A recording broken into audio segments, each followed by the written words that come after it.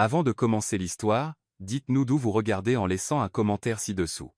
Si vous aimez cette vidéo, n'oubliez pas de liker et de vous abonner. Passez une merveilleuse journée. Profitez de l'histoire, tout le monde. Les filles, s'il vous plaît. Juste une bouchée, juste une, suppliait la gouvernante, son tablier taché de purée de pommes de terre. Les jumelles de 4 ans étaient assises à la table du petit déjeuner comme deux petites sculptures de glace. Bras croisés et yeux mi-clos, Sophie et Ava semblaient prêtes pour une rébellion de tout petit. C'est alors que la porte de la cuisine s'ouvrit, et Lila Bennett entra, 28 ans, jeans usés, chignon désordonné et une paire de baskets scintillantes qui ne correspondaient décidément pas au manoir Harrison. « Bonjour », annonça-t-elle avec un sourire si éclatant qu'il semblait éclairer de l'intérieur. « Je suis arrivée tôt, et je meurs de faim. Vous avez du café ?» La gouvernante haussa les sourcils, surprise. « Vous êtes la nounou, la nouvelle. Premier jour, Lila. Enchantée de vous rencontrer, dit-elle avec enthousiasme, tendant la main. Seule la gouvernante la serra. Les jumelles restèrent figées comme deux gargouilles méfiantes. Elles n'ont rien mangé depuis hier, murmura la gouvernante.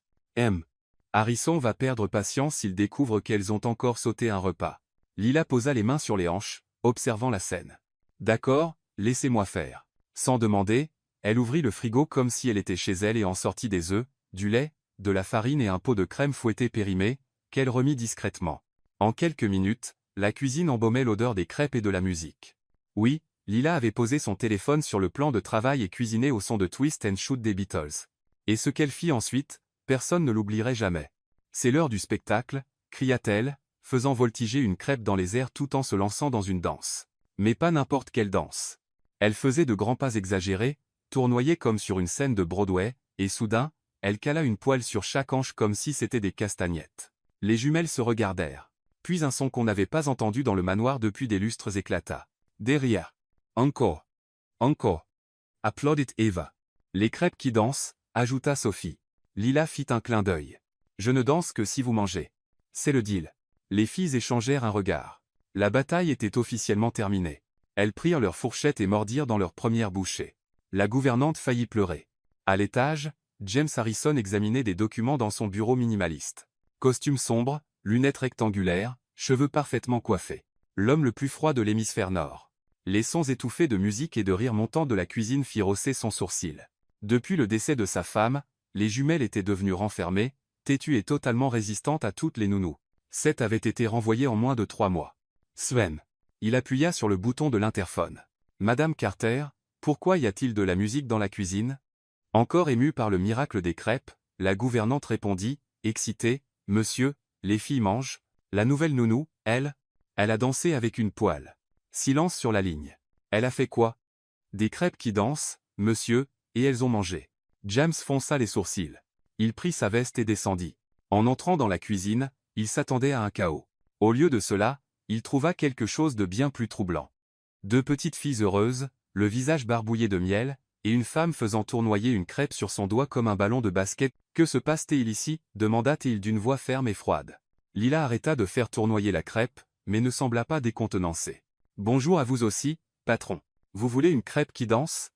Les jumelles éclatèrent de rire. James, lui, ne rit pas. « Vous êtes la nouvelle nounou. En chair, en os et en paillettes, » répondit-elle, pointant ses baskets. Il l'observa longuement.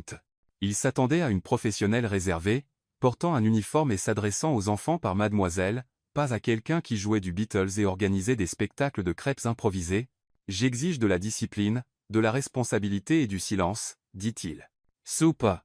Moi, j'exige du café, du respect pour les crêpes et que personne ne meure d'ennui avant le déjeuner, » riposta-t-elle avec un sourire malicieux. Les jumelles étouffèrent un rire. James n'avait ni le temps pour les disputes ni la patience pour la défiance. Il tourna les talons et remonta les escaliers, mais avant de disparaître, il jeta un dernier regard à ses filles. Elles souriaient, et ça, il devait l'admettre, c'était nouveau. Plus tard, en débarrassant la table, Lila trouva un dessin que Sophie avait laissé derrière elle, un croquis de bonhommes allumettes représentant elle-même, Ava et Lila se tenant la main. Au-dessus, en lettres maladroites, était écrit « Nounou magique ». Lila tint le papier délicatement et murmura « Vous allez me donner du fil à retordre, petites jumelles enchantées ». Mais ce qu'elle ne savait pas encore, c'est que le vrai problème était à l'étage, portant une cravate grise, un visage sérieux et un cœur bien verrouillé. Et il n'avait aucune idée que la nounou allait bouleverser tout son monde. Le deuxième matin de Lila au manoir Harrison, la cuisine était déjà méconnaissable. Là où régnait autrefois le silence. On entendait maintenant les rires des enfants. Et Here Comes the Sun jouait sur le vieux téléphone qu'elle avait apporté de chez elle. Aujourd'hui, c'est le jour du petit déjeuner magique, annonça Lila, entrant dans la cuisine avec un petit tablier rose qu'elle avait trouvé dans le placard de la gouvernante. Qui veut des œufs brouillés qui dansent? Sophie et Ava, encore en pyjama licorne, applaudirent avec enthousiasme. Il était difficile de croire qu'il s'agissait des mêmes enfants silencieux d'il y a seulement 3 jours. Comment les œufs dansent-ils? Demanda Ava, grimpant sur une chaise, les yeux brillants de curiosité. Oh, c'est top secret, murmura Lila avec un regard espiègle. Mais je vais vous le dire à vous deux seulement. On ajoute un peu d'assaisonnement d'amour, on mélange au rythme de la musique, et voilà, des œufs qui dansent. Madame Carter, observant depuis la porte du garde-manger, ne put cacher son sourire. En 40 ans de travail dans la maison, elle n'avait jamais vu les filles aussi excitées à l'heure des repas. Mademoiselle Lila, dit Carter, entrant avec une tasse de café fumante. Le jardinier demande si on peut baisser un peu la musique. Il dit que les voisins en parlent. Les voisins? Lila arrêta de remuer les œufs et se retourna, curieuse. Qu'ont-ils dit? Que pour la première fois depuis des mois, ils ont entendu des rires venant de cette maison, répondit Carter, les yeux humides. Et que c'est un son merveilleux. Lila sentit sa poetry nécessaire. Elle prit la main de la gouvernante et la serra doucement. Alors, continuons à faire du bon bruit, d'accord? À 10h du matin, lorsque James descendit chercher des papiers oubliés dans son bureau, il trouva le salon digne d'une scène de film pour enfants. Des coussins sur le sol formaient un château. Les rideaux étaient devenus des grottes secrètes. Et Lila était assise au milieu de tout cela, racontant une histoire avec une voix différente pour chaque personnage. Et alors la princesse Ava attrapa sa baguette magique, dit Lila, agitant une cuillère en bois, et transforma tous les méchants dragons en chatons duveteux. Les jumelles éclatèrent de rire, roulant sur les coussins. James s'arrêta dans l'embrasure de la porte, observant. Son salon impeccable et toujours bien rangé était complètement bouleversé, et il aurait dû être agacé, mais il y avait quelque chose de fascinant dans la manière dont ces filles interagissaient avec Lila, comme si elle était un pont vers un monde qu'elles avaient oublié comment rejoindre. Harrison, Lila le remarqua et agita la main joyeusement. Vous voulez rejoindre l'histoire? J'ai besoin de quelqu'un pour jouer le roi courageux. Non, Mochi, dit Plateman. Je suis juste venu chercher des papiers. Papa, restez. Tante Lila fait des voix amusantes, dit Sophie, courant vers lui. James sentit une oppression dans sa poitrine. Cela faisait si longtemps que Sophie ne lui avait pas demandé de jouer. Peut-être une autre fois, ma chérie. Papa doit travailler. Le sourire de Sophie s'effaça un peu, et James se détesta pour cela. Plus tard, à l'heure du déjeuner, Lila transforma le fait de manger de la salade en un voyage à travers une forêt enchantée, où chaque feuille de laitue était une feuille magique, et chaque carotte une potion d'énergie. Les filles mangèrent toute la salade, chose que même leur propre mère n'avait pas réussi de son vivant. Comment faites-vous ça? Demanda Miguel, le chauffeur de la famille, observant par la fenêtre de la cuisine. Faire quoi? Répondit Lila, essuyant la vinaigrette du visage des jumelles. Les faire sourire comme ça, manger sans discuter. On dirait des enfants normaux. Lila s'arrêta et le regarda.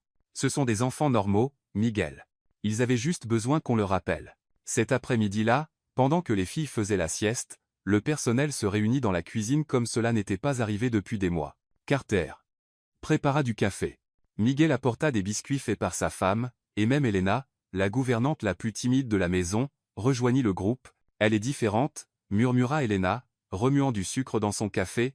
Elle rend la maison vivante. Les filles ont changé en seulement 2 jours, acquiesça Miguel. Hier.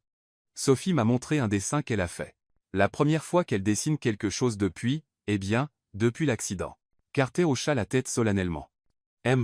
Harrison a changé aussi. Il est plus présent. Il est descendu 3 fois aujourd'hui juste pour prendre des papiers. Il ne l'a jamais fait avant. Pensez-vous qu'il l'aime? Chuchota Elena. Elena, gronda Carter. Nous ne devrions pas spéculer sur la vie personnelle du patron. Mais tout le monde sourit discrètement. En fin d'après-midi, James était dans son bureau lorsqu'il entendit du bruit venant du jardin. Il regarda par la fenêtre et vit Lila apprendre aux jumelles à jouer à une chasse au trésor parmi les rosiers. Elle avait peint de petites pierres colorées et les avait dispersées sur la pelouse, transformant le jardin soigneusement entretenu en terrain de jeu. Quand le jeu se termina et que les filles rentrèrent pour leur bain, James descendit parler à Lila. « J'ai besoin de vous parler, dit-il, sa voix formelle. « Bien sûr, répondit-elle, ramassant encore les pierres colorées. « Qu'est-ce qu'il y a? Les filles ont-elles fait trop de désordre? » Ce n'est pas ça. James prit une profonde inspiration. Pendant 2 jours, il avait observé cette femme bouleverser sa maison. Musique forte, désordre constant, cris, rire, tout ce qu'il ne pouvait supporter. Tout ce qu'il commençait secrètement à regretter quand ce n'était pas là. « Vous avez une semaine. » dit-il finalement. Une semaine pourquoi? Pour prouver que vous n'êtes pas juste une autre déception. Lila s'arrêta de ramasser les pierres et le regarda. Désolé, mais une déception? 7 nounous avant vous. Chacune a promis qu'elle était exactement ce dont les filles avaient besoin. Toutes ont échoué. Toutes ont laissé les filles plus renfermées qu'avant. James croisa les bras, adoptant sa posture froide de dirigeant. Vous êtes ici depuis 2 jours et vous avez déjà mis ma maison sens dessus-dessous. Musique forte, désordre partout. Mon jardin rempli de pierres peintes. Si c'est votre méthode, je veux voir de vrais résultats, pas juste du plaisir temporaire. Lila resta silencieuse un moment, réfléchissant. Et qu'est-ce que vous considérez comme de vrais résultats? Qu'elles redeviennent les enfants qu'elles étaient avant? Il hésita. Avant qu'elles perdent leur mère. Qu'elles mangent sans avoir besoin d'une performance. Qu'elles dorment sans cauchemar. Qu'elles n'aient pas peur des étrangers. Qu'elles soient normales. Lila hocha lentement la tête. Alors donnez-moi cette semaine, mais à une condition. James haussa en sourcil. Vous n'interférez pas. Pas de réunion, pas de commentaires sur ma musique ou mon désordre. Laissez-moi travailler. Et si ça ne marche pas, si après une semaine vous pensez encore que je suis une autre déception, dit-elle, glissant la dernière petite pierre dans sa poche, je ferai mes valises moi-même. James l'observa longuement. Il y avait quelque chose en elle, un mélange de confiance et de vulnérabilité, qui attira son attention. Une semaine, dit-il, puis il tourna les talons pour partir mais s'arrêta. Lila, elles sont vraiment différentes. C'est une bonne chose. Et pour la première fois depuis son arrivée, Lila vit quelque chose de différent dans ses yeux. Ce n'était pas de la froideur. C'était de la peur. La peur d'espérer. Le samedi matin commença avec un bruit étrange au manoir Harrison. Le silence. James se réveilla à 6h00, comme d'habitude, mais n'entendit aucune musique venant de la cuisine. Pas de rire, pas de bruit de poêle utilisé comme instrument de musique. Inquiet, bien qu'il ne l'admettrait jamais, il descendit en robe de chambre pour voir ce qui se passait. Il trouva Lila dans le salon, encore en pyjama, assise par terre avec un livre sur les genoux. Les jumelles étaient de chaque côté d'elle, également en pyjama, écoutant attentivement alors qu'elle lisait, utilisant une voix différente pour chaque personnage. « Bonjour, patron », dit Lila sans lever les yeux du livre. « Vous arrivez juste à temps pour l'histoire de la princesse qui a sauvé tout le royaume avec des mathématiques. Papa. » Sophie sauta et courut enlacer ses jambes. Tante Lila lit la meilleure histoire du monde. C'est à propos d'une princesse qui construit des châteaux avec des chiffres, ajouta Ava, agitant la main avec excitation mais restant à sa place. James regarda autour de lui. La pièce était bien rangée, les coussins disposés en cercle, et un plateau de fruits coupés était au centre. Tout semblait chaleureux. C'est samedi, dit-il, comme si cela expliquait sa confusion. Exactement, répondit Lila, refermant le livre. Et les samedis sont spéciaux. Pas de précipitation, pas d'horaire, pas de costume. James baissa les yeux et réalisa qu'il portait, en effet, une robe de chambre et des pantoufles. Il se sentit soudain étrangement déplacé. « Papa, tu peux rester avec nous aujourd'hui ?» demanda Sophie, s'accrochant toujours à sa jambe. Pas de travail, juste jouer. La question frappa James comme un coup à l'estomac. Quand avait-il passé une journée entière avec ses filles pour la dernière fois? Quand avait-il cessé de penser au travail, aux rapports, aux réunions? J'ai quelques documents à examiner. Oh, s'il te plaît, s'écria Lila, se levant et posant les mains sur les hanches. C'est samedi. Les documents sont interdits le samedi. Interdits? James haussa un sourcil. Loi universelle, répondit-elle sérieusement. Article 1. Personne ne peut travailler quand 2 adorables petites filles demandent de l'attention. Article 2. Les pyjamas sont l'uniforme obligatoire. Article 3. Le plaisir est la priorité absolue. Les jumelles gloussèrent. Je ne porte pas de pyjama pendant la journée, dit James, visiblement mal à l'aise. Soupa, applaudit Lila. Alors aujourd'hui, c'est ta première. Sophie, Ava, lancez l'opération papa en pyjama. Avant que James ne puisse protester, les 2 filles saisirent ses mains et commencèrent à le tirer vers l'escalier. Les filles, je ne pense vraiment pas. S'il te plaît, papa, supplia Ava. Tante Lila a dit qu'aujourd'hui est une journée spéciale en famille. James s'arrêta à mi-chemin dans l'escalier. Famille. Le mot résonna dans son esprit d'une manière qu'il n'avait pas ressentie depuis longtemps. Une demi-heure plus tard, James descendit, portant un pantalon de survêtement gris et un t-shirt simple, des vêtements qu'il avait trouvés au fond de son placard et qu'il n'avait probablement pas portés depuis des années. Il se sentait ridicule et étrangement à l'aise. « Regardez-vous » s'exclama Lilan Levoyante. « Maintenant, tu ressembles vraiment à un papa. »« J'ai toujours été un vrai papa » répondit-il, un peu sur la défensive. « Bien sûr que oui, dit-elle plus doucement. Mais maintenant, tu ressembles à un papa qui a du temps. » Les mots le désarmèrent complètement. Alors Lila continua, frappant des mains. « Qu'est-ce que vous 3 voulez faire pour le samedi pyjama ?»« Construire quelque chose » cria Ava. « Designer » cria Sophie. « Prendre un café » marmonna James, essayant encore de s'adapter à la situation. Lila rit. Parfait. On fera tout ça. D'abord le café, ensuite chacun fait ce qu'il préfère. Et à la fin, tout le monde montre ce qu'il a fait. Ça vous va? Et ainsi, James se retrouva assis par terre dans la salle de jeu, chose qu'il n'avait pas faite depuis que les filles étaient bébés. Ava était entourée de pièces de Lego, construisant quelque chose qu'elle insistait pour appeler son robot de combat contre la tristesse. Sophie avait des crayons de couleur éparpillés tout autour, dessinant avec la concentration d'une artiste professionnelle. « Qu'est-ce que tu construis, Ava ?» demanda James, réellement curieux. « C'est un robot qui détecte quand les gens sont tristes et les chatouille jusqu'à ce qu'ils rient, expliqua-t-elle, fixant une pièce rouge. « Regarde, ce sont les bras chatouilleurs, et ça, c'est l'antenne détectrice de tristesse. » James était émerveillé par la création complexe de sa fille. Quand était-elle devenue si créative? Et toi, Sophie? Qu'est-ce que tu dessines? C'est une surprise, répondit-elle, couvrant le papier de ses mains. Mais je peux faire un dessin spécial juste pour toi, papa. Vraiment? Bien sûr. Que veux-tu que je dessine? James réfléchit un moment. Quand quelqu'un lui avait-il demandé ce qu'il voulait pour la dernière fois? Dessine ce qui te rend heureuse. Sophie sourit et prit une nouvelle feuille de papier. Elle commença à dessiner avec des traits rapides et sûrs, la langue sortie par concentration. Pendant ce temps, Lila s'assit à côté de James. « Comment te sens-tu » demanda-t-elle doucement. « Étrange, admit-il. Je ne me souviens pas de la dernière fois que j'étais aussi peu organisé. C'est effrayant, non? De ne rien contrôler. » James la regarda, surpris par sa perspicacité. « Comment le sais-tu? Parce que tu n'arrêtes pas de toucher ton poignet comme si tu vérifiais une montre, même si tu n'en portes pas. » James baissa les yeux et réalisa qu'il tripotait effectivement son poignet nu. « Ça passera, » dit Lila. « Cette sensation que tu devrais faire quelque chose de productif. Jouer avec tes filles est la chose la plus productive que tu puisses faire. » À ce moment, Sophie s'éleva de la table. « C'est fini, » annonça-t-elle, tendant le dessin à James. James prit le papier, et son monde s'arrêta. Le dessin montrait 3 bonhommes allumettes devant une grande maison, une petite avec des cheveux bouclés, Sophie, une autre petite avec une queue de cheval, Ava, et une plus grande avec de longs cheveux et un grand sourire, Lila. Ils se tenaient la main, et en dessous, en lettres maladroites, il était écrit « Ma famille heureuse ». James déglutit difficilement. Où était-il dans le dessin de sa propre fille? Sophie, dit-il, la voix un peu rauque. Où est-ce papa? Oh, elle attrape un crayon marron. J'ai oublié. Papa travaille toujours, alors je ne pouvais pas le dessiner. Les mots frappèrent James comme une gifle. Mais je peux te dessiner, maintenant, ajouta Sophie joyeusement, totalement inconsciente de l'impact de ces mots. Comment dois-je te dessiner? En costume ou en pyjama? James resta silencieux un long moment, regardant le dessin.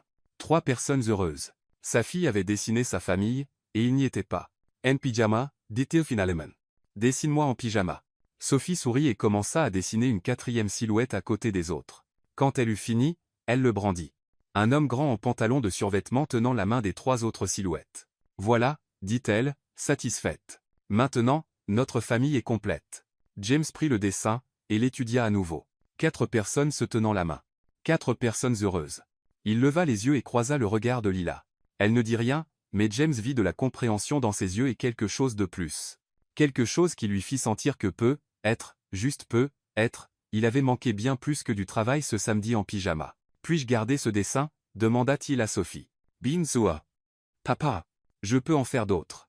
James plia soigneusement le papier et le glissa dans la poche de son sweat. Merci, ma chérie. C'est le plus beau dessin que j'ai jamais vu.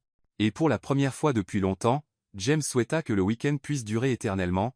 Le lundi arriva avec une énergie différente au manoir Harrison. Après le samedi pyjama, les jumelles semblaient encore plus attachées à Lila, et même James avait commencé à descendre prendre le petit déjeuner avec elle, chose impensable il y a seulement une semaine. Ce soir, c'est une soirée dîner spéciale, annonça Lila à l'heure du déjeuner, les yeux brillants d'excitation. Je vais préparer une recette que j'ai apprise de ma grand-mère mexicaine. Mexicaine? Demanda Ava, intriguée. Oui. Des quesadillas au poulet et fromage fondu, du riz avec des haricots assaisonnés, et du guacamole frais. Sophie et Ava échangèrent des regards excités. Tout ce qui venait des mains de Lila ressemblait à une fête. Vous allez adorer, poursuivit Lila. C'est de la nourriture qui donne l'impression d'un câlin de l'intérieur. James, qui passait par la cuisine à ce moment, s'arrêta pour écouter. De la nourriture mexicaine? Demanda-t-il, semblant un peu incertain. Dit vos, patron. Ce n'est pas épicé, juste savoureux et fait avec amour. Ma mère vient dîner ce soir, dit-il, se souvenant soudainement. Elle n'essaie généralement pas de nouveaux types de nourriture. Lila haussa les épaules. Alors, ce sera une bonne occasion pour elle d'élargir ses horizons, non? James sentit un nœud dans son estomac. Sa mère, Eleanor Harrison, était une femme de 72 ans, très traditionnelle, avec des opinions bien arrêtées sur la manière dont les choses devaient être faites. Depuis la mort de sa femme, elle venait dîner une fois par semaine pour s'assurer que les filles étaient bien élevées. Peut-être vaut-il mieux préparer quelque chose d'un peu plus traditionnel, suggéra-t-il. Papa, on veut la nourriture de tante Lila, protesta Sophie. Ouais, elle l'a promis, ajouta Ava. Lila croisa les bras et regarda James droit dans les yeux. Vous avez dit que j'avais une semaine pour montrer des résultats. Laissez-moi faire les choses à ma manière. James soupira. Il savait qu'il était dans le pétrin. À exactement 18:00, Eleanor Harrison arriva. Grande, élégante, avec des cheveux gris impeccablement coiffés en chignon et un tailleur bleu marine qui coûtait probablement plus que le salaire mensuel de Lila. James, mon chéri, dit-elle, embrassant la joue de son fils. Comment vont mes petites filles? Mieux que jamais, maman. La nouvelle nounou fait un travail exceptionnel. Oh oui. J'ai entendu parler d'elle. Où l'as-tu trouvée? Quelle agence l'a recommandée? En fait, elle a été recommandée par le docteur Lopez. Elle a une approche plus moderne. Eleanor haussa un sourcil mais ne dit rien. Quand ils entrèrent dans la salle à manger, la table était dressée avec des assiettes colorées, des serviettes en papier à motifs floraux, et une merveilleuse odeur émanait de la cuisine. Mamie, crièrent les jumelles à l'unisson, courant pour l'enlacer. Mes chères petites, dit Eleanor, les serrant avec une chaleur sincère. Comment allez-vous? Tante Lila a fait de la nourriture mexicaine, annonça Ava. C'est le meilleur jamais, ajouta Sophie. Eleanor regarda James avec une expression familière. Une désapprobation silencieuse.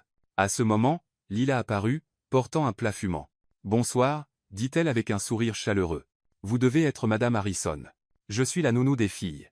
C'est un plaisir de vous rencontrer. Eleanor la détailla de la tête aux pieds.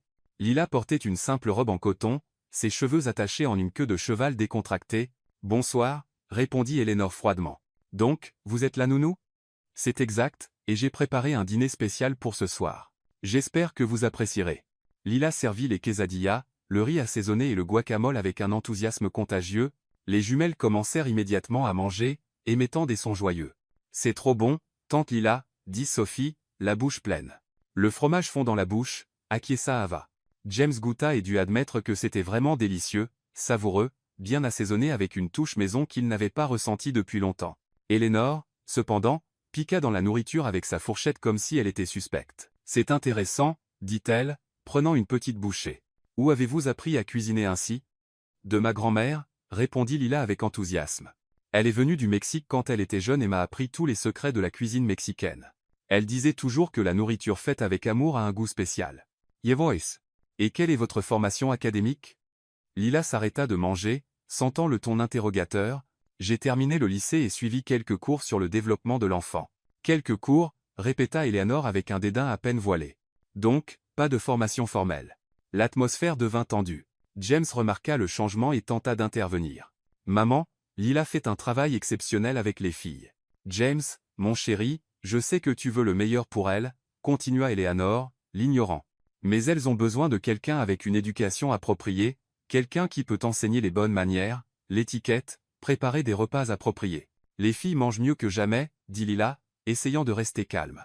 La nourriture mexicaine n'est pas appropriée pour des enfants bien élevés, rétorqua Eleanor. Elles doivent apprendre à apprécier la haute cuisine, pas ceci. Lila sentit ses joues brûler, mais prit une profonde inspiration. Avec tout le respect, Madame Harrison, les filles avaient des problèmes d'alimentation quand je suis arrivé. Maintenant, elles mangent avec joie et sont ouvertes à essayer de nouvelles saveurs.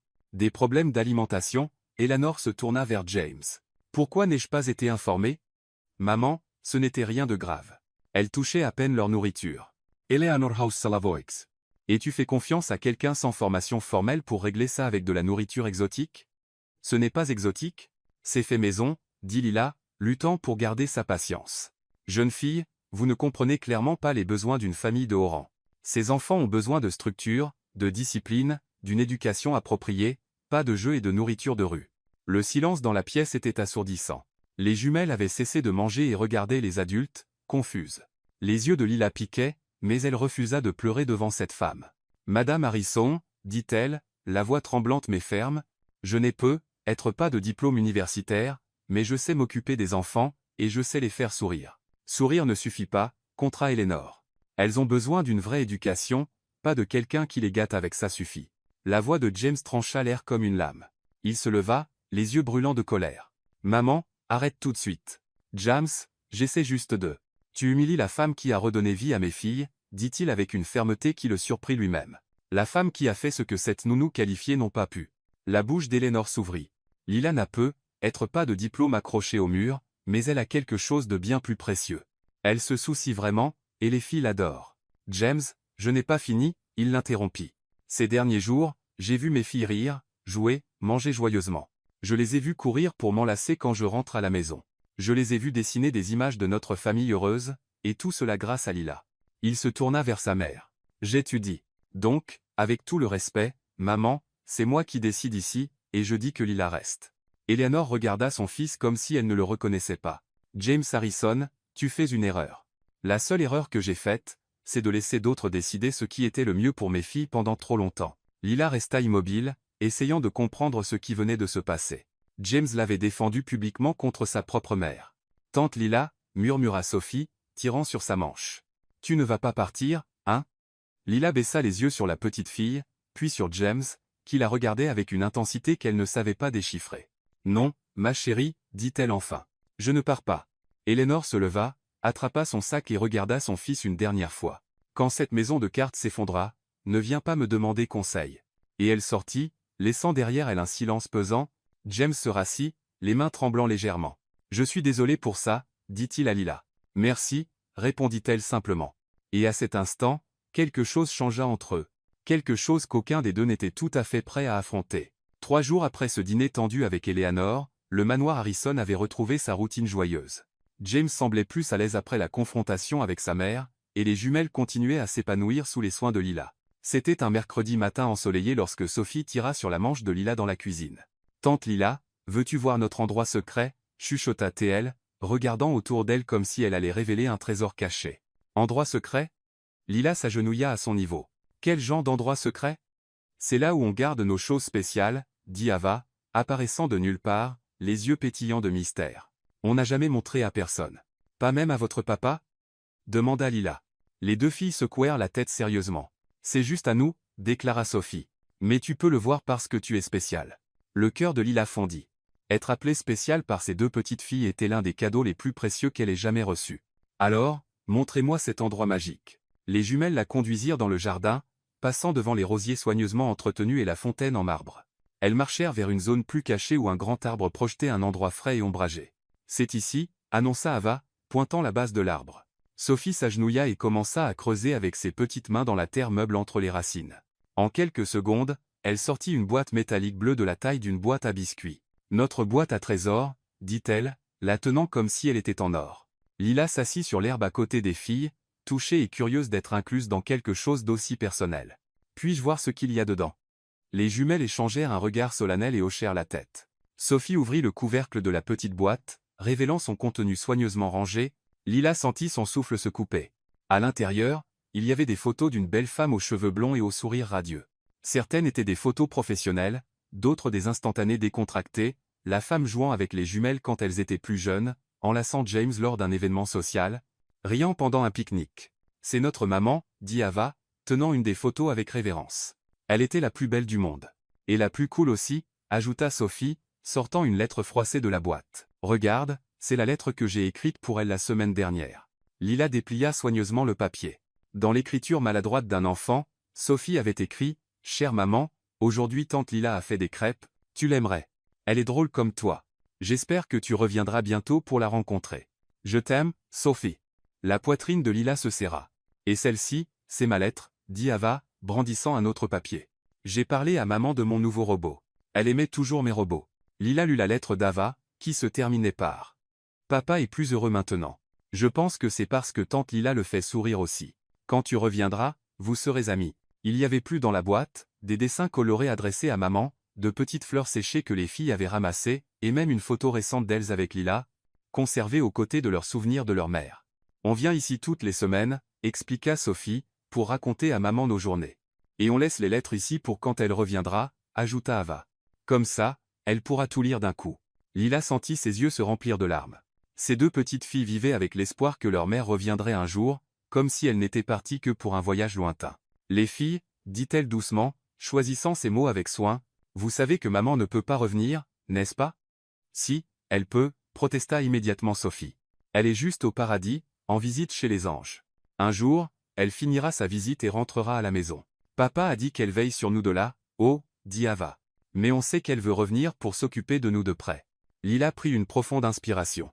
Elle savait qu'elle devait être délicate mais aussi honnête. Mes amours, quand quelqu'un va au paradis, c'est parce qu'il ne peut plus rester ici sur terre. C'est comme un voyage sans retour. Non, cria Sophie, serrant la photo de sa mère contre sa poitrine. Elle a promis qu'elle ne nous quitterait jamais. Et elle ne l'a pas fait, dit Lila, se rapprochant. Elle est là dans l'amour que vous ressentez, dans les beaux souvenirs que vous avez d'elle. Dans la façon dont vous souriez comme elle le faisait, mais on veut qu'elle soit là pour de vrai, sanglota Ava. On veut qu'elle fasse des crêpes avec nous aussi. Je sais, mes chéris. Je sais que ça fait très mal, mais parfois les gens qu'on aime doivent partir, même si on ne le veut pas, et ce n'est la faute de personne. Est-ce que tu vas partir aussi? Demanda Sophie, son petit visage mouillé de larmes. Non, ma chérie. Je suis là, et je resterai aussi longtemps que vous. Tu n'as aucun droit d'aborder ce sujet. La voix froide de James trancha l'air comme une lame. Lila se retourna et le vit debout à quelques mètres, le visage crispé de colère. James, je voulais juste. Tu te mêlais de ce qui ne t'a pas été demandé, dit-il, avançant vers elle d'un pas ferme. Les filles, rangez la boîte et rentrez à la maison maintenant. Mais, papa, combien savent? Maintenant, répéta-t-il avec une autorité qu'il utilisait rarement sur ses filles. Effrayées par le ton de leur père, les jumelles rangèrent rapidement les lettres et les photos dans la petite boîte, la réenterrèrent, et coururent vers la maison sans regarder en arrière, laissant Lila et James seuls sous l'arbre. « Comment oses-tu » dit James dès que les filles furent hors de vue. « Comment oses-tu parler de la mort de leur mère ?»« James, elles doivent comprendre. Elles ont 4 ans, explosa-t-il. Elles n'ont pas besoin de comprendre quoi que ce soit, sauf qu'elles sont aimées et protégées.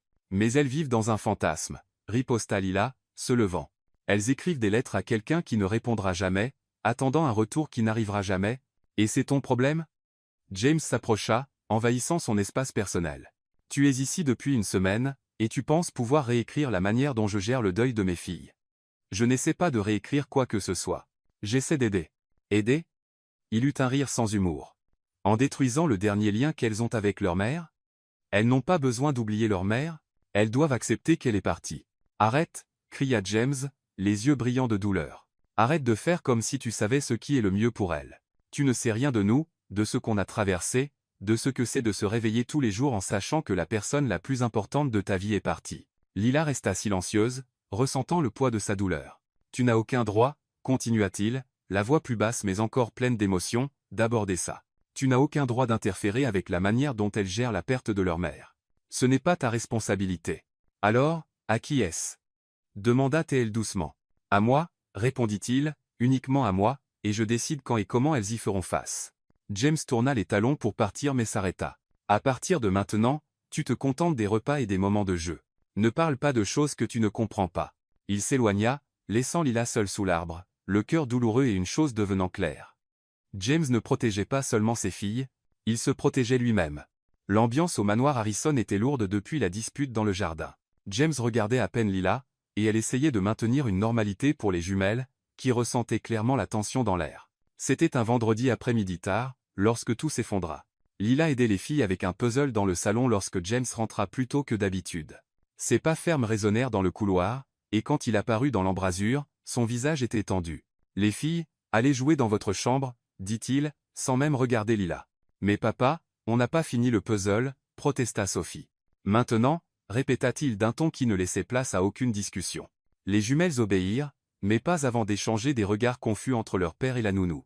Une fois parti, James ferma la porte. « Nous devons parler, » dit-il. « Si c'est à propos d'hier. »« C'est à propos des limites, » coupa James. « J'ai parlé au docteur Lopez aujourd'hui. Il m'a dit certaines choses sur les méthodes de garde d'enfants non traditionnelles. » Lila fronça les sourcils. « Qu'a-t-il dit exactement? » Que l'exposition précoce à des réalités d'adultes peut être traumatique pour des enfants en deuil, que le fantasme sain fait partie du développement normal, James, que les nounous non formés font parfois plus de mal que de bien quand elles essaient d'aider, continua-t-il, chaque mot frappant comme un poignard. Lila sentait son sang bouillir. A-t-il vraiment dit ça, ou entends-tu seulement ce que tu veux entendre? Je protège mes filles. Tu te protèges toi-même, riposta-t-il, incapable de se retenir plus longtemps. Tu as tellement peur d'affronter ta propre douleur que tu préfères garder les filles dans une bulle de faux-semblants. Comment oses-tu me dire comment élever mes filles? Parce qu'il faut que quelqu'un le fasse. Cria Lila. Tu leur parles à peine. Quand leur as-tu vraiment demandé ce qu'elles ressentaient pour la dernière fois? Quand as-tu cessé de fuir dès qu'elles mentionnaient leur mère? Le visage de James devint rouge de colère. Tu ne sais rien de moi. Je sais que tu aimes ces filles, mais tu as peur de les aimer pleinement parce que ça ferait trop mal de les perdre aussi. Assez, James frappa son poing sur la table, faisant trembler un vase. Assez. Tu as dépassé les bornes. À l'étage, ils entendirent une porte claquer et des bruits de pas précipités. Ils arrêtèrent de crier et levèrent les yeux.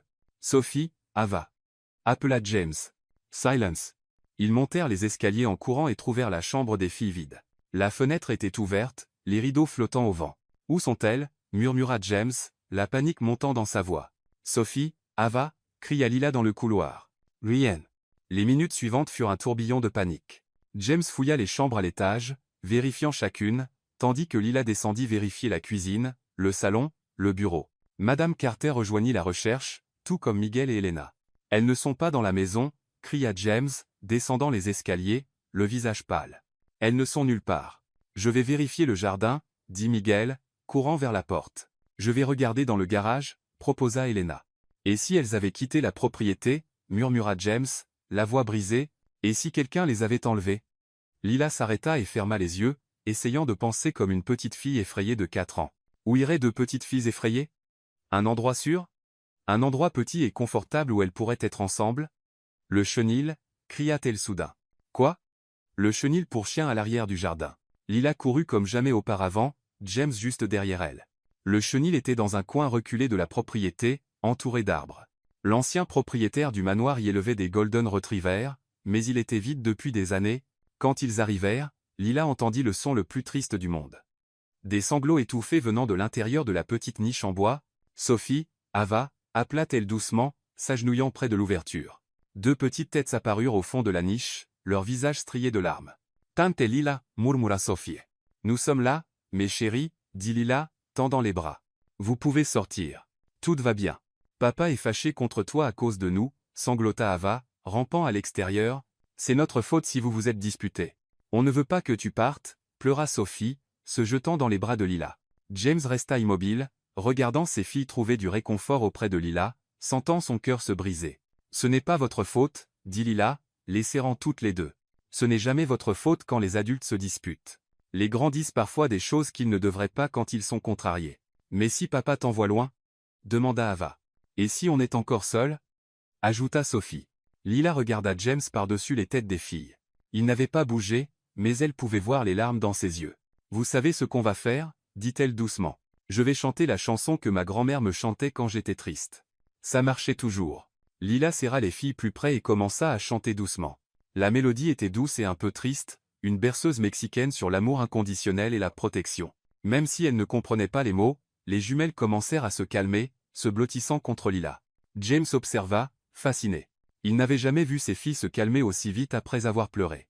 La voix de Lila avait quelque chose de magique, quelque chose qui touchait non seulement les enfants mais lui aussi. À la fin de la chanson, les filles étaient calmes, respirant doucement. On rentre à la maison? Demanda Lila doucement. Tu viens avec nous? Murmura Sophie. Bien sûr que oui. James les suivit jusqu'à la maison en silence. Il aida Lila à baigner les filles, à leur mettre leurs pyjamas, à brosser leurs petites dents. Tout au long, il observa comment Lila interagissait avec ses filles avec une patience infinie, une affection sincère et une compréhension naturelle de ce dont elles avaient besoin. Après que les filles se furent endormies, James resta longtemps dans le couloir, regardant simplement la porte de leur chambre. Il était presque 23 h, quand il frappa à la porte de Lila. « Entrez » dit-elle, surprise de le voir. James entra lentement, les mains dans les poches, les épaules voûtées comme s'il portait le poids du monde. « Comment savais-tu où elles étaient » demanda-t-il. « L'instinct. J'ai essayé de penser comme une petite fille effrayée. Elles ne se sont jamais cachées de moi avant. Elles n'ont jamais fui quand j'étais contrarié. » Lila ne répondit pas. Elle attendit simplement. James s'assit dans le fauteuil près de la fenêtre, le visage dans les mains. « Tu avais raison aujourd'hui, » dit-il, la voix étouffée, surtout. « James, je ne sais plus comment être père, » admit-il, levant les yeux rouges vers elle. « Depuis qu'Emma est morte, je ne sais pas comment être ce dont elles ont besoin. J'ai peur de faire mal, alors je ne fais rien. J'ai peur d'affronter leur douleur parce que je peux à peine gérer la mienne. » Lila sentit son cœur se serrer. Et aujourd'hui, Quand je t'ai vu les calmer avec juste une simple chanson, j'ai réalisé que tu as fait en 5 minutes ce que je n'ai pas pu faire en 5 mois. Tu es leur père, James. Tu es ce dont elles ont besoin le plus. Mais je ne sais pas comment être ça. Je ne sais plus comment être quoi que ce soit, sauf un homme brisé qui a perdu la femme qu'il aimait. Le silence entre eux était lourd de douleur et d'honnêteté brute. Je ne sais plus comment être père, répéta-t-il, la regardant. Veux-tu m'apprendre? Le samedi matin apporta une atmosphère complètement différente au manoir Harrison. Pour la première fois depuis son arrivée, Lila trouva James dans la cuisine avant elle, encore en pyjama, essayant de comprendre la machine à café. « Bonjour, dit-elle, surprise. Besoin d'aide? S'il te plaît, répondit-il avec un sourire gêné. Chaque fois que j'essaie de faire du café, ça finit comme de l'eau boueuse. Lila rit et s'approcha, lui montrant la bonne quantité de café et d'eau. Leurs doigts se frôlèrent brièvement alors qu'elle l'aidait à positionner la carafe, et tous deux ressentirent une petite étincelle. « Papa !» crièrent les jumelles ensemble, apparaissant dans la cuisine encore en chemise de nuit. « Pourquoi es-tu levé si tôt? » « J'ai pensé aider à préparer le petit déjeuner, dit James, s'agenouillant pour les enlacer. « Qu'en pensez-vous » Sophie et Ava se regardèrent, les yeux écarquillés de surprise et de joie. « Vraiment » demanda Ava. « Vraiment, mais je vais avoir besoin de l'aide de vous deux et de tante Lila. » Et ainsi commença la première matinée de véritable travail d'équipe entre eux. James semblait étonnamment ouvert aux suggestions de Lila sur les routines des filles. « Elles aiment aider à cuisiner, » expliqua Lila en sortant les ingrédients pour les crêpes. « Ça leur donne un sentiment d'importance, et c'est bon pour leur motricité. »« Ça a du sens, » acquiesça James, regardant Sophie remuer la pâte avec une concentration totale. « Je n'y avais jamais pensé. Et Ava adore mesurer les choses, » continua Lila. « Regarde comme elle se concentre quand elle utilise la tasse à mesurer. » James observa sa plus jeune fille compter soigneusement chaque cuillerée de sucre, la langue sortie par concentration. « Comment as-tu découvert tout ça sur elle » demanda-t-il, sincèrement curieux. « En prêtant attention, » répondit Lila simplement. « Chaque enfant a ses propres intérêts et talents. Il suffit de les remarquer. » Au petit déjeuner, James essaya une des suggestions de Lila. Chacun à la table partagea une chose qu'il attendait avec impatience ce jour-là. « Je veux construire un fort de coussins, » annonça Sophie. « Je veux apprendre à papa à faire mon robot dansant, » dit Ava. « Je veux apprendre, » dit James, regardant Lila. « Apprendre à être un meilleur père. » Lila sentit son cœur se serrer. « Et toi, tante Lila » demanda Sophie. « Je veux vous voir heureux. C'est tout ce que je veux toujours. » Plus tard cet après-midi-là, quand James suggéra de cuisiner le dîner ensemble, Lila fut à nouveau surprise. « Tu es sûr? Tu n'as pas de travail. »« Le travail peut attendre, » dit-il. « La lasagne, c'est facile, » s'exclama Lila. « Et les filles peuvent t'aider avec le fromage râpé. » La cuisine se transforma en un joyeux désordre organisé. James suivait les instructions de Lila de près, posant des questions sur chaque étape, leurs mains se frôlaient constamment pendant qu'il cuisinait. Quand il passait la sauce pendant qu'elle tenait le plat, quand il se baissait en même temps pour prendre quelque chose dans le four, quand elle corrigeait sa manière de couper les tomates. « Comme ça, » dit Lila, posant ses mains sur les siennes pour guider le couteau. Des mouvements fermes mais doux. James arrêta de respirer une seconde. Ses mains étaient chaudes et douces, et le parfum sucré qu'elle portait lui faisait tourner la tête. « Comme ça » demanda-t-il, la voix un peu rauque. « Parfait » murmura-t-elle, réalisant seulement alors à quel point ils étaient proches. De l'autre côté de la cuisine, Sophie donna un coup de coude à Ava et chuchota à son oreille. Les deux échangèrent des regards complices. « Tante Lila » appela Sophie innocemment. « Penses-tu que papa est beau » Lila faillit laisser tomber le bol de sauce. « Sophie » gronda James, le visage rougissant. « C'est juste une question » protesta Sophie. Miguel a dit que quand les adultes cuisinent ensemble et se regardent tout le temps, c'est parce que Sophie Elizabeth Harrison, interrompit James, mortifié. Ava gloussa. Miguel a dit que c'est parce qu'ils s'aiment. Les filles, dit Lila rapidement, essayant de changer de sujet, pourquoi ne mettez-vous pas la table? Plus tard, après que les filles furent parties prendre leur bain, James et Lila finirent de préparer le dîner dans un silence confortable mais chargé. Désolé pour les filles, dit James en coupant du fromage. Elles ont été très observatrices ces derniers temps. Ce sont des enfants intelligents, répondit Lila, évitant son regard. Elles remarquent tout. Ouais, c'est vrai. James posa le couteau et se tourna vers elle. Lila, je voulais te dire, tu es différente de tous ceux qui ont travaillé ici. Elle arrêta de remuer la sauce. Différente comment? Tu ne traites pas ça comme un simple travail. Tu te soucies vraiment d'elle, et apparemment de moi aussi. Lila sentit quelque chose remuer dans sa poitrine, quelque chose de dangereux mais merveilleux. James, je n'essaie pas de te mettre mal à l'aise, dit-il rapidement. C'est juste, tu as ramené la vie dans cette maison. Aux filles, à moi. Lila prit une profonde inspiration. Elle devait orienter la conversation avant que ses sentiments ne prennent le dessus. « Tu as été un père merveilleux aujourd'hui, dit-elle, se concentrant sur la sauce. Les filles rayonnent seulement parce que tu m'as montré comment. Tu avais juste besoin de te rappeler comment te connecter avec elles. Et tu m'as appris ça aussi, dit James, s'approchant. Le moment fut brisé par des gloussements venant de l'embrasure de la cuisine. Ils se tournèrent et virent deux petites têtes qui les espionnaient. « Vous nous espionnez » demanda James, faisant semblant d'être sévère. « Non » mentirent les jumelles à l'unisson, courant dans la cuisine. « Tante Lila, dit Sophie. Veux-tu rejoindre notre club secret ?»« Quel club secret ?»« Le club des enfants intelligents » répondit Ava avec un air important. « Et que fait ce club ?» Les jumelles échangèrent un autre regard. « On résout des problèmes » dit Sophie vaguement. « Quel genre de problème ?»« Les problèmes des adultes quand ils ne savent pas qu'ils s'aiment » répondit Ava avec une totale innocence. James manqua de s'étouffer. « Les filles, est-ce que papa aime tante Lila ?» demanda Sophie directement. « C'est notre nounou, Sophie. » Ce n'est pas une réponse, fit remarquer Ava, croisant les bras. « Et toi, tante Lila ?» se tourna Sophie vers elle. « Est-ce que tu aimes papa ?» Lila regarda James, puis les filles, se sentant coincées et incertaines. « J'aime toute la famille, » dit-elle diplomatiquement. « Mais est-ce que tu l'aimerais » insista Sophie. « Sophie, ça suffit, » dit James, bien que sa voix manquât de conviction. Le cœur de Lila s'emballa. La vérité était, oui, elle avait commencé à ressentir quelque chose pour James qui allait bien au-delà de tout ce qui était professionnel. La manière dont il s'était ouvert, comment il essayait d'être un meilleur père, la façon dont il la regardait quand il pensait qu'elle ne faisait pas attention mais c'était risqué. Elle était la nounou, il était le patron. Les filles étaient vulnérables et avaient déjà perdu leur mère. Et si les choses tournaient mal ? « Je dois vérifier la lasagne, » dit-elle, échappant à la question sous le regard intense de James. Mais en ouvrant le four, Lila savait que quelque chose entre eux avait changé de manière irréversible. Et des gloussements silencieux derrière elle, elle pouvait aussi dire que deux petites filles très observatrices avaient leur propre plan pour l'avenir de la famille. Le problème était que Lila n'était pas sûre si elle était prête à faire partie de ces plans. Le lundi arriva gris et pluvieux, avec de grosses gouttes tapant contre les fenêtres du manoir Harrison. Lila s'attendait à une journée calme à l'intérieur, être à faire des travaux manuels avec les filles ou à regarder des films, mais Sophie et Ava avaient d'autres idées. « Tante Lila » cria Sophie, courant vers la fenêtre du salon. « Regarde toute cette pluie. C'est le jour parfait. »« Awatapa es meins. »« Parfait pourquoi, mes chéris ?»« Pour le défilé des parapluies » répondirent-elles ensemble. Lila haussa un sourcil. « Défilé des parapluies ?»« Maman le faisait avec nous quand il pleuvait beaucoup » expliqua Sophie, les yeux brillants d'excitation. « On prend tous les parapluies de la maison et on défile dans le jardin. Chacun choisit une couleur différente, » ajouta Ava. « Et on fait des poses de mannequin. » Lila regarda Eors. La pluie était régulière, mais il n'y avait pas d'éclairs.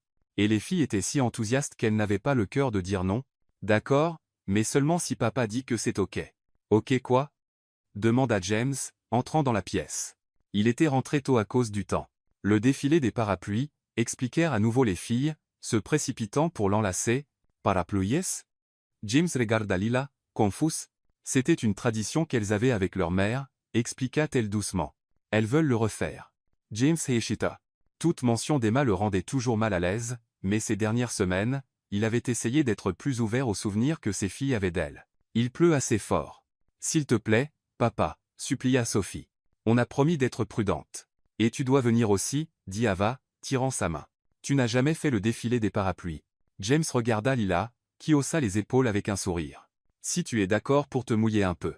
Une demi-heure plus tard, tous les quatre se tenaient à la porte d'entrée en imperméable et bottes. Les filles avaient choisi des parapluies colorés dans le placard de l'entrée. Sophie avait un rose avec des licornes, et Ava choisit un bleu couvert d'étoiles. Et maintenant, demanda James, tenant un parapluie noir tout simple. Maintenant, tu apprends à défiler, dit Sophie, ouvrant son parapluie avec un flair dramatique. Tu dois marcher comme si tu étais célèbre. Komecha. Ava fit une démonstration, défilant dans le couloir avec des pas exagérés et des poses de mannequin. Lila rit, attrapant un parapluie rouge. Je pense que je comprends. C'est comme un défilé de mode sous la pluie, c'est ça? Exactement, crièrent les filles. Quand ils sortirent dans le jardin, la pluie les accueillit avec une douche fraîche et revigorante. Les filles poussèrent des cris de joie et commencèrent immédiatement leur défilé, marchant le long du chemin de pierre comme si c'était une piste à Paris. Regardez-moi. Sophie fit tournoyer son parapluie comme une ballerine. À mon tour. Ava prit une pose dramatique, penchée d'un côté.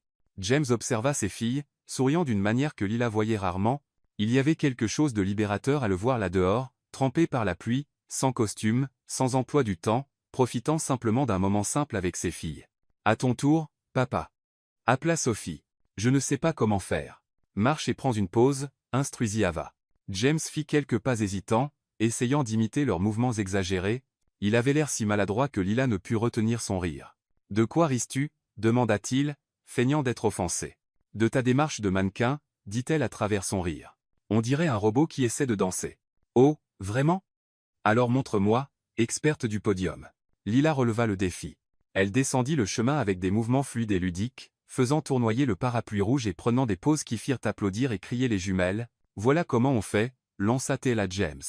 À mon tour encore, dit-il, essayant de copier ses mouvements. Il fit mieux cette fois, et les filles crièrent leur approbation. Le jeu continua pendant plusieurs minutes, chacun prenant son tour sur la piste mouillée, riant plus fort à chaque fois. Puis tout changea quand James tenta un tourbillon sophistiqué. Ses pieds glissèrent sur l'herbe mouillée, et il perdit complètement l'équilibre. Instinctivement, il tendit la main pour se rattraper et attrapa Lila, qui se tenait à côté de lui. Ils tombèrent tous les deux, James atterrissant en dessous et amortissant sa chute. Pendant un moment, ils ne bougèrent pas, respirant fort, leurs visages à quelques centimètres l'un de l'autre. La pluie continuait de tomber, mais maintenant elle semblait douce, presque romantique. Le parapluie rouge de Lila s'était envolé à quelques mètres, les laissant complètement exposés. « Ça va ?»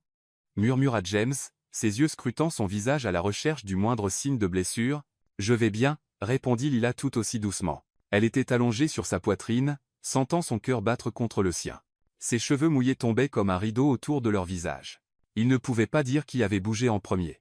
Peut-être avait-il bougé en même temps, attiré par une force magnétique qui s'était construite entre eux pendant des semaines. Le baiser commença doucement, presque prudemment, des lèvres froides par la pluie se rencontrant, apportant une chaleur soudaine. James prit son visage dans une main, approfondissant le baiser avec une passion qui les surprit tous les deux. Pendant quelques secondes magiques, rien d'autre n'existait, ni patron ni nounou, ni complication, ni peur, juste James et Lila admettant enfin quelque chose qu'ils avaient nié trop longtemps. « Papa, tante Lila !» crièrent les jumelles, courant vers eux. « Vous êtes blessés ?» La réalité frappa comme une gifle. James s'écarta, si vite qu'il repoussa presque Lila. Il se releva d'un bond, son expression se fermant instantanément. « On va bien, les filles, dit-il, la voix étrangement froide. On a juste glissé. » Lila se releva plus lentement, essayant encore de comprendre ce qui s'était passé.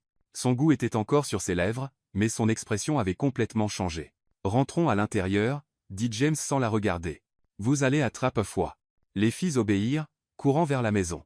James et Lila suivirent en silence. Mais la tension entre eux était maintenant totalement différente. Après que les filles eurent pris des bains chauds et changé de vêtements, James demanda à Lila de le rejoindre dans le bureau. « Ferme la porte, » dit-il, lui tournant le dos en regardant par la fenêtre. Lila fit ce qu'il demandait, le cœur battant encore. « James, à propos de ce qui s'est passé. » « C'était une erreur, coupa-t-il, se tournant vers elle avec un regard de pierre. « Ça n'aurait pas dû arriver. Mais tu es leur nounou. C'est tout, » dit-il, chaque mot comme un couteau. « Je suis ton employeur.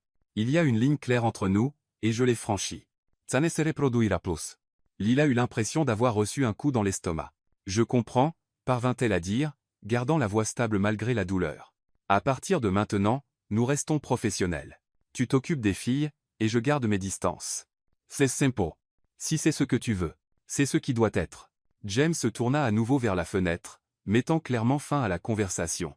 Lila sortit du bureau sur des jambes tremblantes, le cœur en morceaux, ignorant qu'au moment où elle ferma la porte, James appuya son front contre la vitre froide, luttant contre l'envie de courir après elle et de s'excuser d'avoir été lâche. Mais il ne courut pas, et ce serait la décision qu'il regretterait le plus. Les 3 jours qui suivirent le baiser furent les plus difficiles que Lila ait vécus depuis son arrivée au manoir Harrison. James tint parole à la lettre. Il garda ses distances, ne parlait que lorsque c'était nécessaire, et la traitait avec une froideur polie qui faisait plus mal que des cris. Les jumelles remarquèrent le changement immédiatement. « Pourquoi papa ne dîne plus avec nous ?»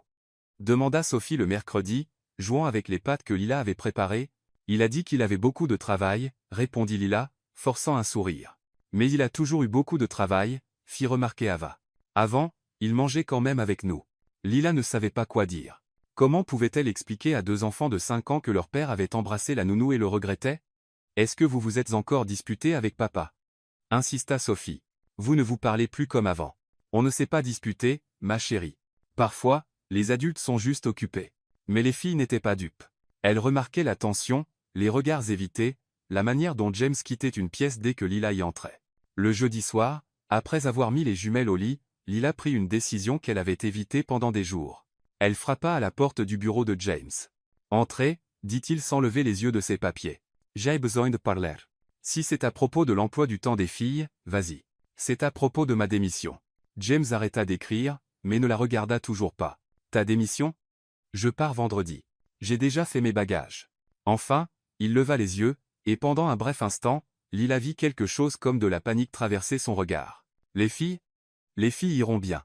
Tu pourrais engager une autre nounou, quelqu'un de plus approprié. »« Lila, j'ai pris ma décision, James. Je ne peux plus rester ici. » Elle s'attendait à ce qu'il proteste, demande pourquoi, peut-être même la supplie de reconsidérer. Au lieu de cela, il hocha simplement la tête. « Ya comprends. Je vais organiser ton paiement. » Son indifférence coupa comme un couteau. Lila sentit ses yeux brûler, mais elle tint bon. « Il y a une chose que j'aimerais demander. »« Quoi ? » ?»« Que je puisse rendre visite aux filles parfois, quand tu n'es pas à la maison. Elles se sont attachées à moi, et moi je me suis attaché à elles aussi. » James resta silencieux un long moment. « Viens quand tu veux, » dit-il enfin. « Elles vont te manquer. Pas tu vas me manquer, pas je vais te manquer, juste elles. »« Merci, » murmura Lila, partant avant que les larmes ne tombent. Le vendredi matin arriva avec une ambiance lourde dans la maison. Lila essaya de garder les choses normales, préparant le petit déjeuner pour les jumelles comme toujours, mais elle sentait que quelque chose n'allait pas. « Pourquoi es-tu triste, tante Lila ?» demanda Ava, grimpant sur ses genoux. « Je ne suis pas triste, ma chérie. Juste un peu fatiguée. »« Tu vas encore partir aujourd'hui ?» voulut savoir Sophie. Le cœur de Lila se serra. Il était temps de leur dire la vérité. « Les filles, venez vous asseoir avec moi. J'ai besoin de vous parler. » Elles s'assirent à côté d'elle sur le canapé du salon, leur visage sérieux et attentif. « Vous savez que tante Lila vous aime beaucoup, n'est-ce pas ?»« On sait », répondirent-elles à l'unisson. « Et vous savez que parfois les gens doivent partir, même quand ils ne le veulent pas. » Le sourire disparut du visage de Sophie. « Tu pars ? » ?»« Oui, ma chérie, mais ça ne veut pas dire que je ne vous aime pas. »« Non !» cria Ava, se jetant dans ses bras. « Tu ne peux pas partir. Tu fais partie de notre famille. S'il te plaît, ne pars pas, » sanglota Sophie. « On a fait quelque chose de mal ?» Lila les serra toutes les deux, luttant contre ses propres larmes. « Vous n'avez rien fait de mal. Vous êtes les enfants les plus merveilleux du monde. C'est juste que parfois les adultes doivent prendre des décisions difficiles. »« C'est à cause de papa ?» demanda Sophie avec une sagesse au-delà de ses 4 ans. « C'est parce que vous vous êtes embrassés dans le jardin ?» Lila resta sans voix. Elles avaient vu. « On a vu par la fenêtre », expliqua Ava. « Et après, papa est devenu bizarre. C'est sa faute et si tu pars. Ce n'est la faute des personnes, mon amour. » Parfois, les choses ne fonctionnent pas. Les jumelles passèrent toute la journée à essayer de convaincre Lila de rester. Elles firent des dessins pour elle, promirent de mieux se comporter, offrirent même leurs jouets préférés comme pot de vin. « Et si on parlait à papa ?» suggéra Sophie. « On peut le convaincre de s'excuser. »« Non, ma chérie. La décision est déjà prise. »« Mais on ne veut pas que tu partes, » insista Ava, les yeux rouges de larmes. James n'apparut qu'à l'heure du déjeuner, salua ses filles froidement et ne regarda pas Lila du tout. Les filles coururent vers lui. « Papa, tu ne peux pas laisser tante Lila partir, » supplia Sophie. « S'il te plaît, dis-lui de rester, » implora Ava. James jeta un bref regard à Lila, qui se tenait dans l'embrasure de la cuisine. Tante Lila a pris une décision. Nous devons la respecter. Mais papa. Ça suffit, les filles. Allons déjeuner. Lila vit la confusion et la douleur sur les petits visages des jumelles, et son cœur se brisa encore plus. En fin d'après-midi, pendant que les filles faisaient la sieste, Lila prépara 2 lettres. Elle en écrivit une pour chaque jumelle, essayant d'expliquer d'une manière qu'elle pourrait comprendre que son départ n'avait rien à voir avec elle. Pour Sophie, elle écrivit sur quelle merveilleuse artiste elle était et comment elle devrait continuer à dessiner des mondes magiques. Pour Ava, elle parla de son don spécial pour construire des choses et comment elle deviendrait un jour une inventrice célèbre. Dans les 2 lettres, elle promit qu'elle les aimerait toujours et qu'elle viendrait leur rendre visite dès qu'elle le pourrait.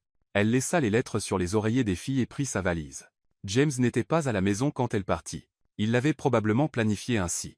Lila jeta un dernier regard au manoir qui avait été son foyer pendant quelques précieuses semaines et s'éloigna, le cœur brisé. 2 heures plus tard, les jumelles se réveillèrent de leur sieste et trouvèrent les lettres. Après que Madame Carter les eut lues à voix haute, elles comprirent enfin que Lila était vraiment partie. Le son des pleurs des filles résonna dans toute la maison. James était dans son bureau lorsqu'il entendit les sanglots. Il courut à l'étage et trouva les 2 filles dans leur chambre, s'enlaçant et pleurant comme si leur monde venait de s'écrouler. « Que s'est-il passé ?» demanda-t-il, s'agenouillant devant elle. « Tante Lila est partie » sanglota Sophie, tendant la lettre froissée. « Pour de bon. Pourquoi l'as-tu laissée partir ?» demanda Ava, regardant son père avec un mélange de tristesse et de colère qu'il n'avait jamais vu auparavant. « Pourquoi ne lui as-tu pas demandé de rester ?» James prit les lettres et les lut. Chaque mot écrit par Lila était rempli d'un amour sincère pour les filles, et il réalisa à quel point il avait perdu. « Pourquoi la laisses-tu partir ?» demanda encore Sophie, frappant ses petits poings contre sa poitrine. « Ne l'aimes-tu pas aussi ?» Et pour la première fois, James s'avoua la vérité qu'il avait essayé d'ignorer.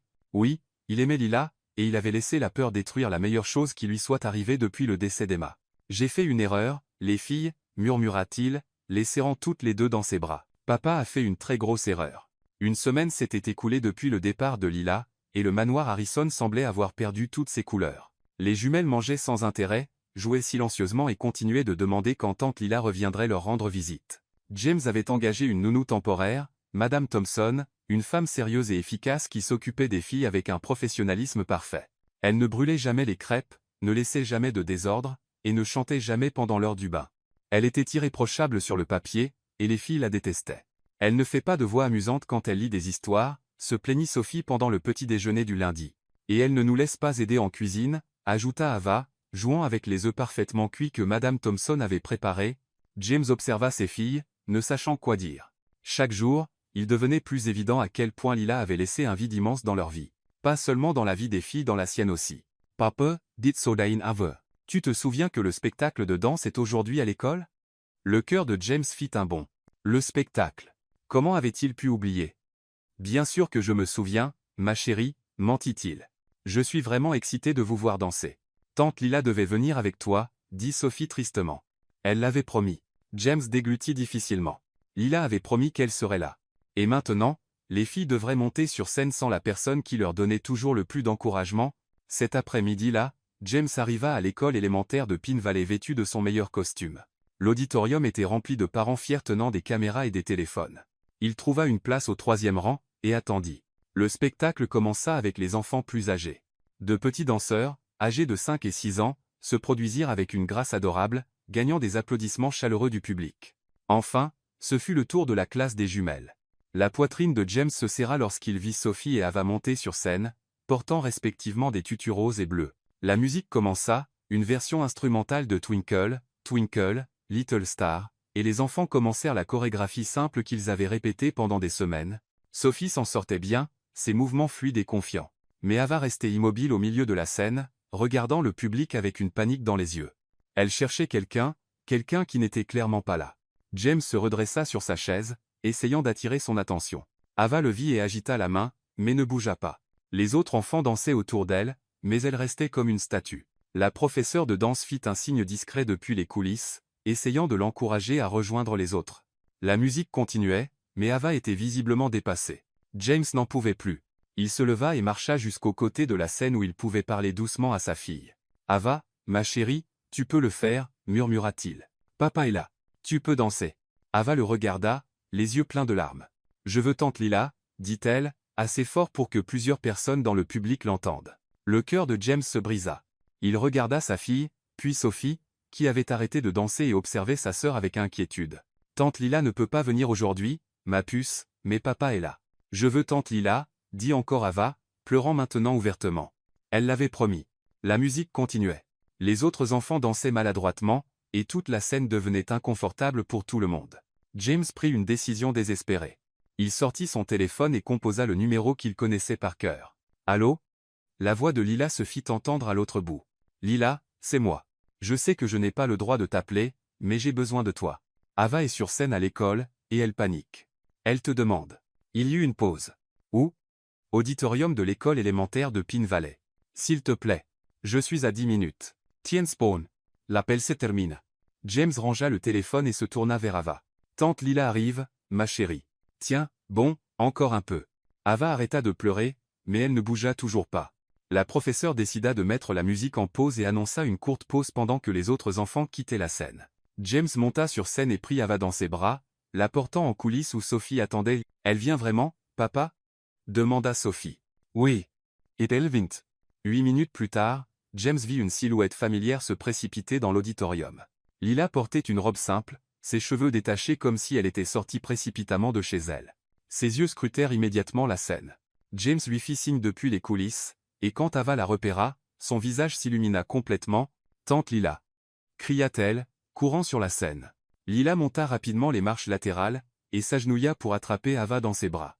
Je suis là, ma chérie, murmura-t-elle. Désolée d'être en retard.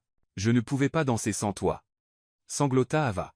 Mais maintenant je suis là, et tu vas briller là, oh, d'accord. Lila regarda Sophie, qui s'était également précipitée pour un câlin. Vous êtes magnifiques toutes les deux, dit-elle, ajustant leur tutu. Prête à montrer à tout le monde comme vous dansez bien? Les jumelles hochèrent la tête avec enthousiasme. La professeure s'approcha, visiblement soulagée. Peut-on recommencer? Oui, répondit Lila. Elles sont prêtes maintenant. Lila descendit de la scène et trouva une place au premier rang. La musique recommença, et cette fois, Sophie et Ava dansèrent parfaitement, leurs mouvements étaient gracieux et confiants, et elles souriaient brillamment à Lila tout le temps. Quand la musique se termina, le public éclata en applaudissements.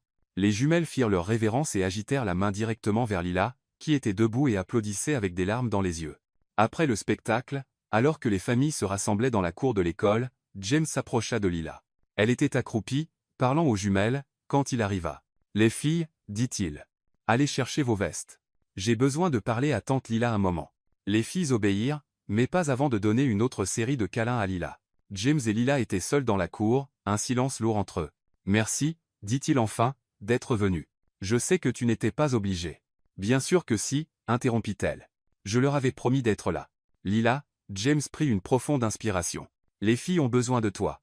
Elles ne sont plus les mêmes depuis que tu es parti. Elles ne mangent pas bien, ne jouent plus comme avant. Elles ne sourient plus. James. Et moi aussi, dit-il, les mots jaillissant. J'ai besoin de toi aussi. La maison semble vide sans toi. Je me réveille en pensant à ton sourire et m'endors en entendant ton rire. J'ai fait une énorme erreur en te laissant partir. » Lila ne dit rien, essayant de comprendre. « S'il te plaît, continua-t-il, la voix tremblante. Reviens. Reviens à la maison. Reviens avec nous. » Lila le regarda, puis les jumelles courant dans la cour, puis à nouveau lui. « James, tu as été très clair que j'étais juste la nounou, qu'il y avait une ligne entre nous qui ne pouvait pas être franchie. J'avais peur. » Admit-il. Peur de m'ouvrir à nouveau. Peur d'être heureux. Peur que tu partes comme Emma l'a fait. Alors, je t'ai repoussé avant que tu ne puisses me faire mal. Et maintenant, je sais que je souffre déjà. Être sans toi fait beaucoup plus mal que de prendre le risque de t'avoir et de te perdre. Lila regarda dans ses yeux et vit de l'honnêteté, de la vulnérabilité, et quelque chose qu'elle osa appeler de l'amour. Mais elle ne répondit pas. Pasenkole. Après le spectacle, Lila accepta de rentrer avec eux juste pour le dîner. Mais James pouvait voir dans ses yeux qu'elle décidait encore si elle resterait vraiment. Pendant le trajet, les jumelles parlèrent sans arrêt du spectacle, de combien elles étaient heureuses que Lila soit revenue, et de comment la nouvelle nounou ne savait même pas faire un sandwich correct. Lila rit à leurs histoires. Mais James remarqua qu'elle évitait de le regarder directement. Quand ils arrivèrent à la maison, James prit une décision. « Les filles, tante Lila reste pour le dîner. Et si vous dessiniez quelque chose de spécial pour elle pendant que je cuisine? »« Tu cuisines ?» demanda Sophie, surprise. « Je vais essayer, dit-il avec un sourire nerveux. « Je peux aider, proposa Lila. « Non, dit-elle rapidement. Je veux dire, ce soir, je veux cuisiner pour toi. C'est le moins que je puisse faire après tout. » Lila s'assit dans le salon avec les jumelles pendant que James se dirigeait vers la cuisine, absolument terrifié. Il pouvait faire du café et des toasts, être des œufs brouillés, mais un dîner spécial? C'était un territoire inconnu. Il ouvrit le frigo et étudia les options. Il y avait des ingrédients frais que Madame Thompson avait achetés, mais James n'avait aucune idée de comment les transformer en quelque chose de comestible, encore moins en quelque chose de spécial. Il prit une profonde inspiration et décida d'essayer. Après tout, jusqu'où cela pouvait-il mal tourner? 1 heure plus tard, la cuisine ressemblait à une zone sinistrée. James était couvert de farine, avait brûlé la première fournée de poulet, et la sauce pour les pâtes avait tellement collé à la poêle qu'il avait dû recommencer. « Besoin d'aide ?» demanda Lila, apparaissant dans l'embrasure. « Tout est sous contrôle, mentit-il, essayant de cacher la fumée venant du four. » Lila rit, ce rire chaleureux et familier qui lui avait tant manqué. « James, tu as de la farine dans les cheveux, et quoi que ce soit, ça brûle. »« Ouais, d'accord. Peut-être que je pourrais utiliser un peu d'aide. » Ils cuisinèrent côte à côte, comme cette nuit qui semblait maintenant si lointaine, mais cette fois était différente. James était visiblement nerveux, laissant tomber des choses, mesurant mal les ingrédients, parlant trop. « Ça va ?» demanda Lila, le regardant verser du sel là où du sucre aurait dû aller. « Je vais bien. Pourquoi tu demandes ? Je suis toujours comme ça. Tout à fait normal. Rien d'inhabituel ici. » Lila l'observa avec amusement. « James, tu essaies d'assaisonner la salade de fruits avec du sel. Il baissa les yeux et vit qu'il faisait effectivement exactement cela. Oh, c'est une nouvelle recette que j'ai vue en ligne. Bien sûr que oui, dit-elle, souriant. Quand il réussit enfin à préparer quelque chose de comestible, des pâtes simples avec une sauce tomate et une salade non salée, ils appelèrent les jumelles pour le dîner. Pendant le repas, James répétait clairement quelque chose dans sa tête. Il ouvrait la bouche pour parler, puis la refermait, se raclait la gorge, commençait une phrase sur la météo, puis s'arrêtait à mi-chemin. « Papa, tu agis bizarrement, observa, Ava. »« Bizarrement? Comment? » ?»« Tu parles tout seul, » dit Sophie. « On t'a entendu t'entraîner à quelque chose dans la salle de bain. » Le visage de James rougit. « Je ne m'entraînais à rien. Je travaillais juste sur une présentation pour le boulot. »« Dans la salle de bain ?» demanda Ava, douteuse. « C'est un endroit très inspirant. » Lila s'amusait clairement de son inconfort. Après le dîner, pendant que Lila aidait les filles à se brosser les dents, James essaya de se calmer. Il avait préparé tout un discours, mais maintenant tous les mots avaient quitté son esprit. Quand elles descendirent, les jumelles tenaient quelque chose derrière leur dos. « Tante Lila, » dit Sophie solennellement. « On a fait quelque chose pour toi. Et pour papa aussi, » ajouta Ava. Elles révélèrent un grand dessin sur du papier brun. Il montrait une famille de bonhommes allumettes, James, Lila, Sophie et Ava, tous se tenant la main devant le manoir. En dessous, écrit en lettres colorées et légèrement tordues, il y avait les mots « Notre famille pour toujours ». « C'est magnifique », s'exclama Lila, sincèrement émue. « Il y a aussi une question, » dit Sophie, pointant quelque chose écrit en plus petites lettres. Lila se pencha pour lire. « Veux-tu être notre maman aussi ?» Le silence emplit l'air. Lila regarda les jumelles, puis James, qui avait pâli. « Les filles, commença-t-il. « C'est ce que je voulais demander aussi, » interrompit-il, se surprenant lui-même. Lila cligna Joe. « Quoi ?» James prit une profonde inspiration. C'était maintenant ou jamais. « Lila, » déglutit-il difficilement. « Tu as transformé notre maison en foyer. Tu as rendu mes filles heureuses à nouveau. Tu as fait de moi un homme qui se souvient comment sourire. » Il s'approcha, les jumelles observant avec de grands yeux. « Je t'aime, » dit-il simplement. « Je t'aime d'une manière que je ne pensais plus possible. Et je sais que c'est fou. Je sais qu'on ne se connaît pas depuis longtemps. » Mais à la surprise de tous, il s'agenouilla là, dans le salon. De sa poche, il sortit une bague simple, un anneau en or blanc avec un petit diamant qui avait appartenu à sa grand-mère. « Veux-tu rester avec nous pour toujours ?» demanda-t-il, la voix tremblante. « Pas seulement comme nounou, mais comme famille. » Les jumelles retinrent leur souffle. Lila regarda l'homme agenouillé devant elle, puis les deux petites filles qu'elle aimait déjà comme les siennes, puis à nouveau James. « Je t'aime aussi, » dit-elle, les larmes coulant librement. « Je vous aime tous les trois plus que je n'aurais jamais cru possible. »« C'est un oui ?» demanda James, plein d'espoir. « C'est un oui, » répondit-elle, tendant la main. James glissa la bague à son doigt avec des mains tremblantes, puis se leva et l'embrassa doucement alors que Sophie et Ava criaient de joie. « On va être une vraie famille !» cria Sophie. « Pour toujours » ajouta Ava.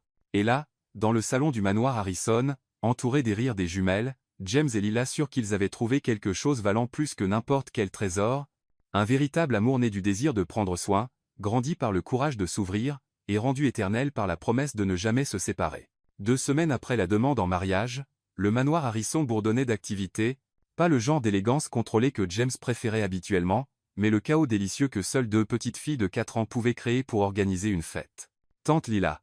cria Sophie, courant dans la cuisine avec un tutu par-dessus son pyjama. « Le prêtre est là ?»« Pas encore, ma chérie, » répondit Lila, essayant de ne pas brûler les brigadeiros faits maison qu'elle tenait à préparer pour le mariage. « Mais il arrivera bientôt. Tu es sûr que tu peux te marier dans une robe à fleurs ?» demanda Ava, apparaissant avec une tiare de travers sur la tête. Mamie Eleanor a dit que les mariés doivent porter des robes blanches et de grands voiles. Lila sourit.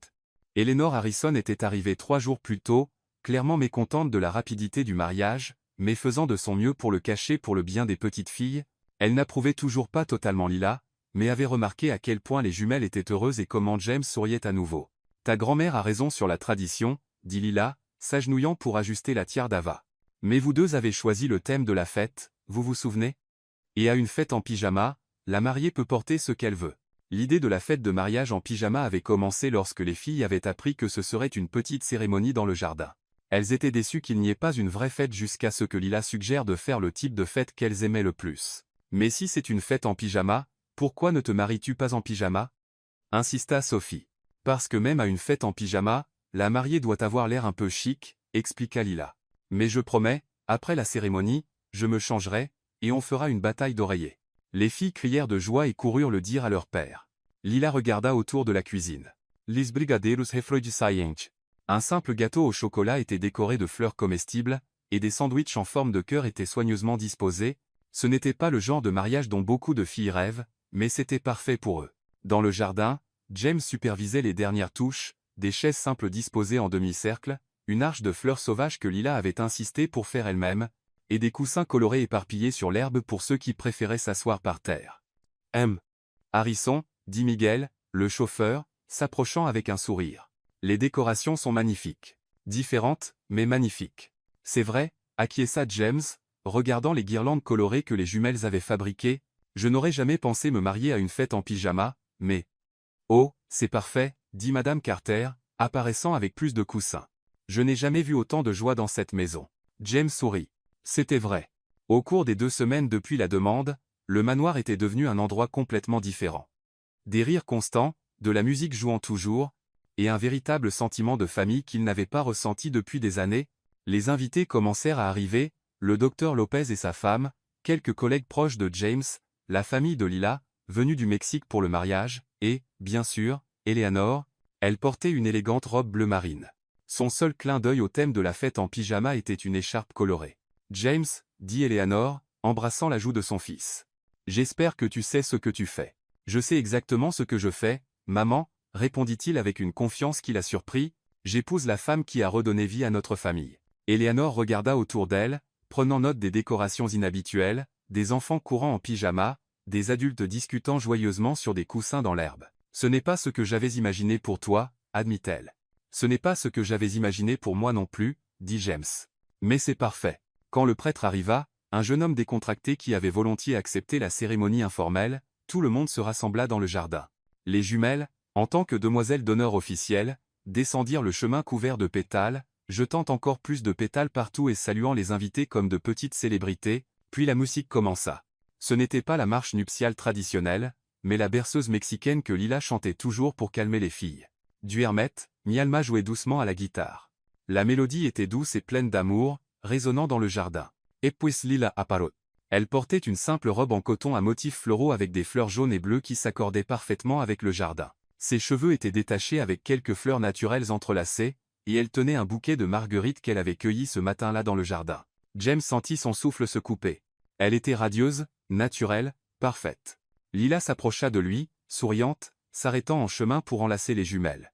Quand elle atteignit enfin le petit hôtel improvisé, James prit ses mains. « Tu es magnifique », murmura-t-il. « Toi aussi », répondit-elle, riant en remarquant qu'il avait accepté de porter juste une chemise légère et un pantalon en lin. Pas de cravate. La cérémonie fut simple et pleine d'amour. Le prêtre parla de la famille, de la manière dont l'amour peut guérir les blessures et apporter de nouveaux départs. James et Lila échangèrent des vœux qu'ils avaient écrits eux-mêmes, promettant de s'aimer et de prendre soin non seulement l'un de l'autre mais aussi des filles. Quand le prêtre dit « Vous pouvez embrasser la mariée », James prit doucement le visage de Lila et l'embrassa doucement pendant que les invités applaudissaient et que les jumelles criaient de joie. La fête qui suivit était exactement ce qu'on pouvait attendre d'une fête en pyjama pour adultes. Tout le monde s'assit sur l'herbe, mangea des brigadeiros avec les mains, rit aux histoires amusantes racontées par les invités, et regarda les jumelles exécuter une danse spéciale qu'elles avaient répétée.